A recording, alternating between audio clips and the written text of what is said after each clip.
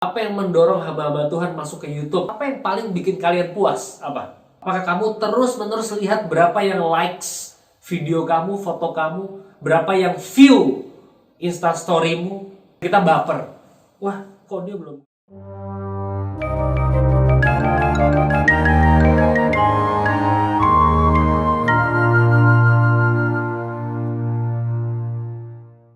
Halo teman-teman, jumpa lagi di IKT 87 bersama saya Indra Kurniadi Chandra.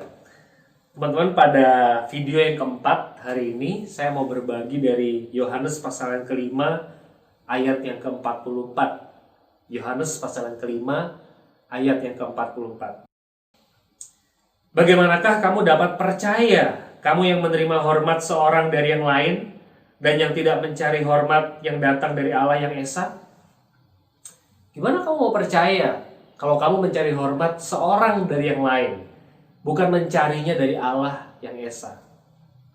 Teman-teman, Yohanes pasal yang kelima, pasal yang ke-6, kalau kita baca konteksnya, ini adalah sebuah, boleh saya katakan, perselisihan antara orang Farisi dengan Tuhan Yesus.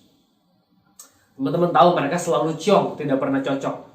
Orang Farisi adalah orang yang ingin menjaga reputasi rohaninya. Jidatnya hitam. Mereka adalah orang yang menandakan bahwa mereka itu orang yang berdoa kepada Tuhan, bahwa mereka adalah orang yang saleh. Nah teman-teman, di dalam bagian ini, kalau kita baca konteksnya menyeluruh, mereka tuh selalu mempertanyakan apakah Yesus itu Mesias. Kalau engkau Mesias, tunjukkan. Itu di Yohanes 10 kalau saya nggak salah. Di Yohanes pasal yang kelima ini, Yesus mengatakan, bagaimana mungkin kamu percaya? Bagaimanakah kamu dapat percaya kalau kamu mencari hormat itu satu dari yang lain? Mereka adalah orang-orang yang narsis dengan kehormatan diri. Mereka ingin dipuji sama orang. Dan Yesus mengatakan kalau kamu hidupnya masih mencari apresiasi, pujian dari manusia, kamu gak akan pernah bisa percaya kepada Allah. Gak akan. Kamu gak akan pernah bisa menghormati Allah. Kamu akan menghormati orang, tidak menghormati Allah. Bagaimana kamu percaya bahwa aku ini Mesias kalau kamu mencari hormat seorang dari yang lain? Teman-teman, ayat ini sangat berkesan buat saya akhir-akhir ini. Karena apa? Karena sekarang kita dituntut untuk masuk ke dunia digital. Seorang Pak Hadi Irawan itu berkata ya, tipis dan ada tension di antara melayani Allah dan melayani diri. Teman-teman, bulan yang lalu ketika saya lagi persiapan khotbah, saya buka YouTube seperti biasa di bulan Mei, teman-teman, mungkin awal-awal bulan Mei.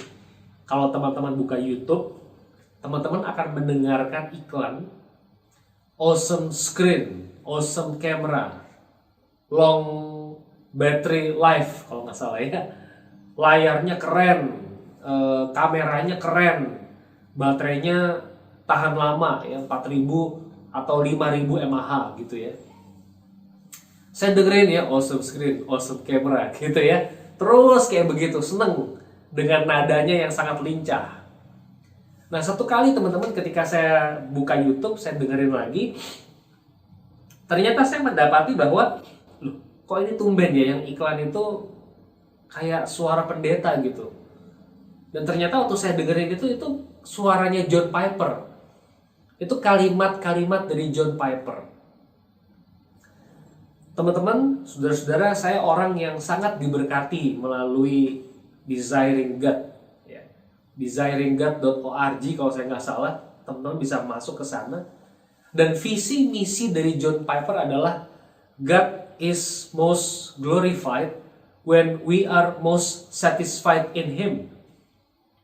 Saya ulangi sekali lagi, God is most glorified when we are most satisfied in Him. Allah itu paling dimuliakan waktu kita itu paling puas di dalam Dia. Kalau kepuasan kita itu di dalam Dia, yang paling memuaskan kita itu Dia, udah pasti hidup kita memuliakan Allah. Teman-teman kalau ditanya sekarang, apa yang paling bikin kalian puas? Apa? Kalau jawabannya bukan Tuhan, kita menyembah berhala loh. Saya ingat banget John Piper mengatakan, find your greatest joy in God and be done with all idolatries. Temukan sukacita terbesar itu di dalam Allah, maka selesailah semua berhala kita. Apa yang paling kita inginkan, teman-teman?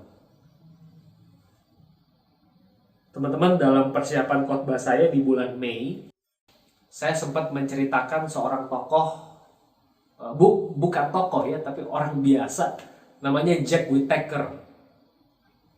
Teman-teman bisa search di Google, dan mungkin teman-teman akan masuk di webnya Washington Post ya. Saya baca di situ Jack Whittaker itu adalah seorang pengusaha, punya istri, punya anak, punya cucu. Di situ dia foto sama istrinya, sama cucu kesayangannya. Pakai baju warna merah di Washington Post itu. Nah teman-teman, Jack Whittaker ini 27 Desember 2002 itu menang lotre. Biasa di Amerika tuh lotre-lotre itu biasa ya. Beli lotre. Jarang banget ada orang menang. Tapi kalau dia menang, hadiahnya tuh luar biasa banget. Nah, saya baca di situ hadiahnya itu 314,9 juta dolar.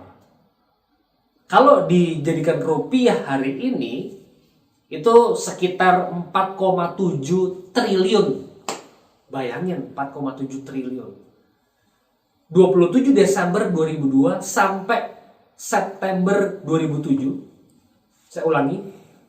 27 Desember 2002 sampai September 2007 itu ada 460 pelanggaran hukum oleh Jack Whittaker. Dia nyetir mobil, mabok. Dia sempat melakukan pelecehan seksual di situ. Dan yang paling membuat dia terluka adalah cucu kesayangannya itu mati karena narkoba. Kita bisa tebak ya teman-teman. Orang ini mati narkoba, duitnya dari mana? Arahnya udah jelas.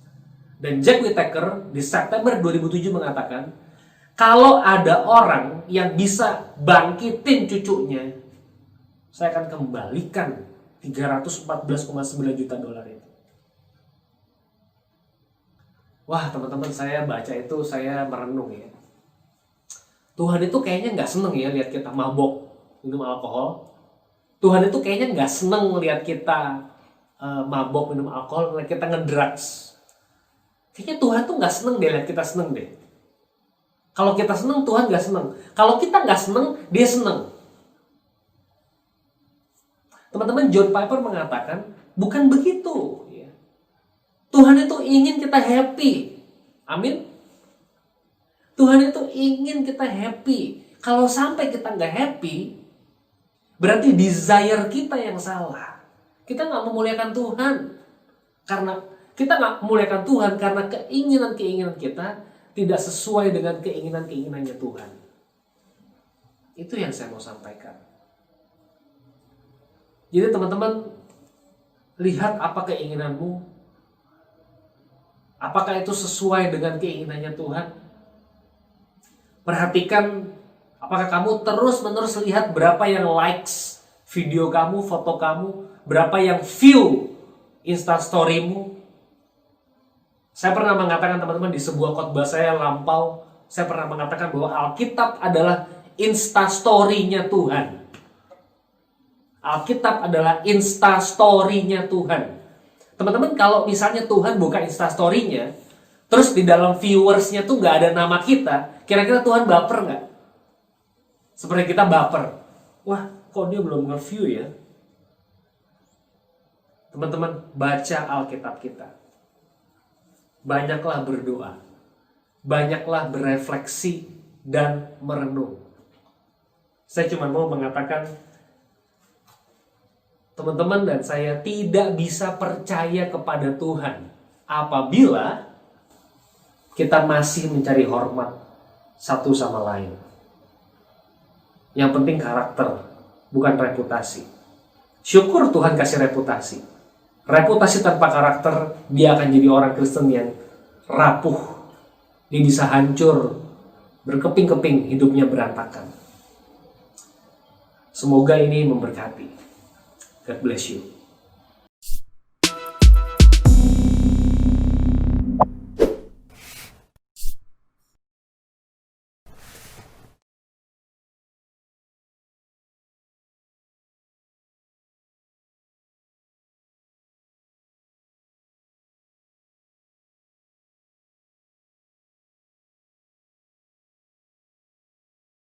Apa yang paling bikin kalian puas